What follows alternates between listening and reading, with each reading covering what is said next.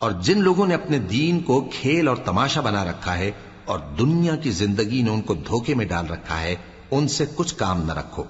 ہاں، اس قرآن کے ذریعے سے نصیحت کرتے رہو تاکہ قیامت کے دن کوئی اپنے اعمال کی سزا میں ہلاکت میں نہ ڈالا جائے۔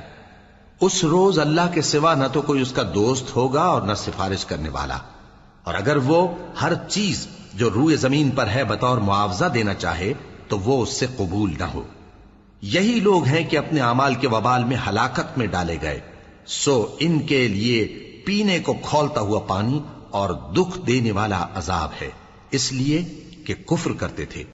کہو کیا ہم اللہ کے سوا ایسی چیز کو پکاریں جو نہ ہمارا بھلا کر سکے نہ برا؟ اور جب ہم کو اللہ نے سیدھا رستہ دکھا دیا تو کیا ہم الٹے پاؤں پھر جائیں؟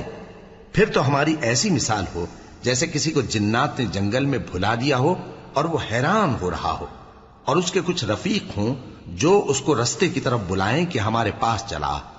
کہہ دو کہ رستہ تو وہی ہے جو اللہ نے بتایا ہے، اور ہمیں تو یہ حکم ملا ہے کہ ہم اللہ رب العالمین کے فرما بردار بنیں، اور یہ بھی کہ نماز پڑھتے رہو اور اس سے ڈرتے رہو، اور وہی تو ہے جس کے پاس تم جمع کیے جاؤ گے۔